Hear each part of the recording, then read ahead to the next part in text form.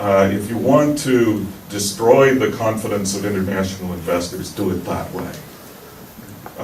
On the other hand, if you want to restore the confidence of international investors, do it all at once. Default to the extent you need to default to the extent that it's going to be inevitable. Do it now.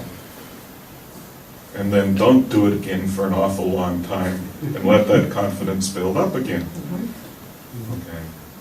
Who are you going to lend money to? Somebody deeply in debt who can't pay off their existing debts, or somebody whose debt's been purged? This is the way bankruptcy works in the United States, for instance, for individuals.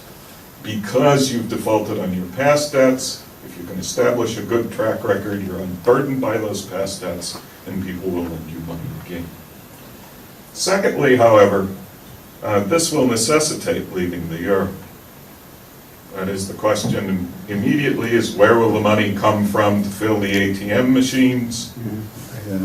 Well, under the current system, you have to borrow it from the international markets or persuade the European Central Bank to provide it to you.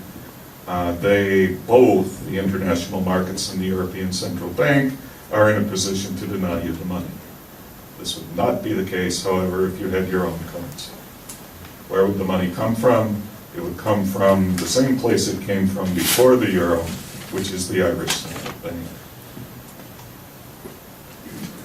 Again, parallel with what should happen in Europe, the Irish banking system is not fit for purpose. It's clearly not fit for purpose. We've had reports, a couple more reports over the last week, telling us that the banking system is not, in fact, lending money into the economy the way it should. We need a public bank. One of the things a public bank can do is write down debt. And one of the things we haven't faced is private and corporate debt in Ireland. Irish people cannot afford to buy goods and services because they're paying off huge debts at relatively high interest rates on a monthly basis. Just like the national debt, this cannot continue. Better that the debt be written down early than that we experience a series of personal and business bankruptcies over the next 10 years, each one dragging down confidence, if confidence is really the issue. 5, one of the things you can do with your own currency is institute a job guarantee.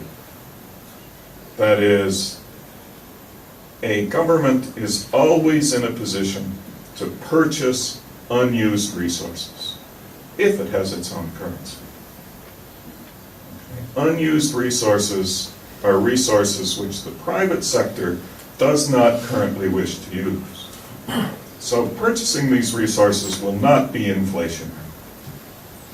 If you are competing with the private sector to purchase resources, you may very well drive the price up. But that's not the situation we face today. What is the greatest unused resource in Ireland today? Labor. Labor. That's what the government should be purchasing. That's what our own currency would allow us to do. And then finally, just to throw the cat among the pigeons, nationalize the core of gas field. If we wanted to worry about what our exchange rate is in the future, the need to purchase energy abroad is going to be the greatest damper on our ability to trade positively.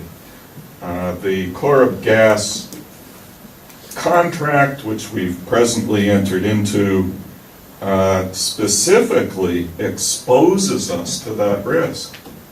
We've agreed to buy the gas at international market prices. So if we have international energy inflation, we'll have Irish energy inflation, even though the stuff is coming into the country from immediately off our own shores. This is loony, essentially. We've got to do something about it. Issues. And this is where I want to leave the discussion in a sense. That is, the two levels are incompatible. That is, it would not be possible to actively pursue the set of European solutions from Ireland should Ireland isolate itself from the European Union. On the other hand, sticking with the European Union forbids us from pursuing the set of national solutions.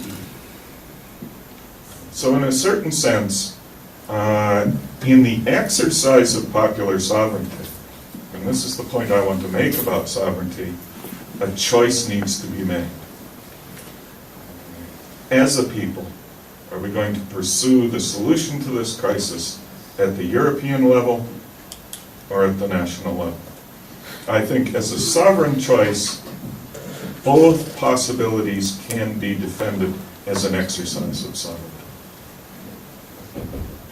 Now that's obviously debatable, but I think it would make an interesting discussion.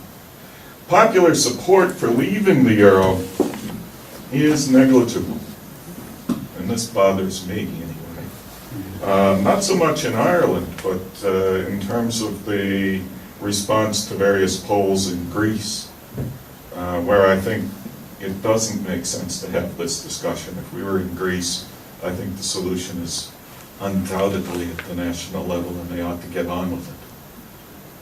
This notion of sticking with the euro in Greece is irrational, actually. I think it's debatable in Ireland. I think it's irrational in Greece.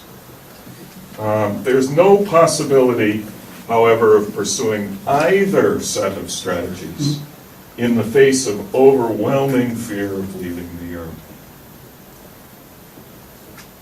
It's fear of being thrown out of the euro that prevents us from pursuing a progressive strategy in Europe. And it's fear of being thrown out of the euro that prevents us from pursuing a progressive strategy in Ireland, a progressive strategy which probably involves voluntarily leaving the euro. A possible resolution of a kind is that the existence of the Irish level program, the fact that there is conceivably an Irish way out of this, can lower the level of intimidation, making it possible, should the Irish electorate choose to do so, of pursuing a radical program on the European level. Either way, I think the fear of leaving the euro has to be addressed, whether or not we advocate explicitly leaving the euro. Fear of leaving the euro is paralyzing. I don't think leaving the euro would be as disastrous as most commentators, and I think we need to make that argument, even if we're in favor of pursuing this at the European level and not leaving the euro. This is a little bit of what Syriza, I think, is doing in Greece. Thank you. It's Mary Lou McDonald, will be well known to all of you. Mary Lou is Vice President of Sinn Fein. She's TD for Dublin Central and previously was a member of the European Parliament from 2004 to 2009.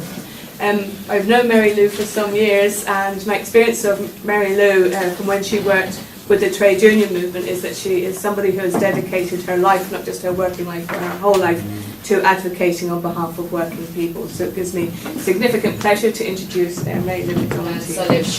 in you, and a very big thank you to the Desmond Greaves Summer School for inviting me to participate in this discussion. I don't have a PowerPoint presentation, so I feel desperately inadequate. Just to put that out there at the very get-go.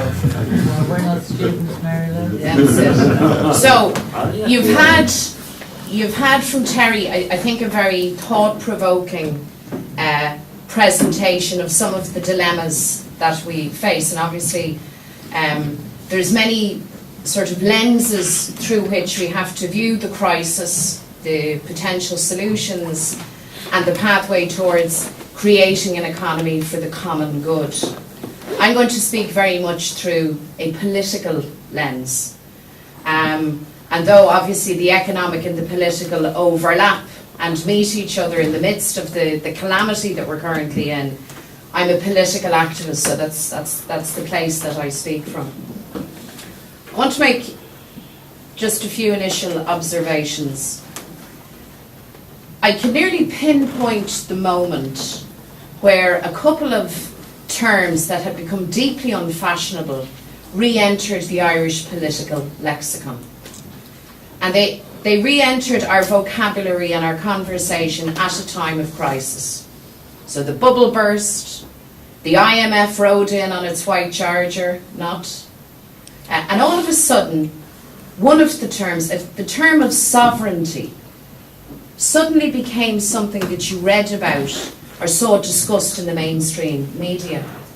And for somebody like myself and many others sitting in this audience who've participated in lots of debates which hinged on that very concept of sovereignty, we'll all well recall getting the rap on the knuckles, being told that we were being desperately old-fashioned, to get over ourselves, that sovereignty was a thing of the past, and not to be clinging, desperately to that concept. But once the IMF rode in, and the economy was in a heap, and power was removed from the hands of Parliament and government, suddenly a penny dropped in the mind of what Eamon Dunphy would call official Ireland, that perhaps there was actually something, and is something, to this sovereignty business after all. The other term that made a re-entry into our consciousness is that of fairness. Now, please don't get me wrong. There has always been, and there will always be, citizens and activists and indeed organisations who talk about fairness, who argue for fairness. But the fairness thing had lost its lustre and was very much set to one side when we were experiencing what was called the Celtic Tiger. And I don't recall mainstream politics, the politics of the centre, majoring on concepts of fairness. Yes, they talked about competition and the creation of wealth and affluence, and the popular media responded in turn, nearly creating property pornography in some of the broadsheets. But fairness wasn't something that was in their mix.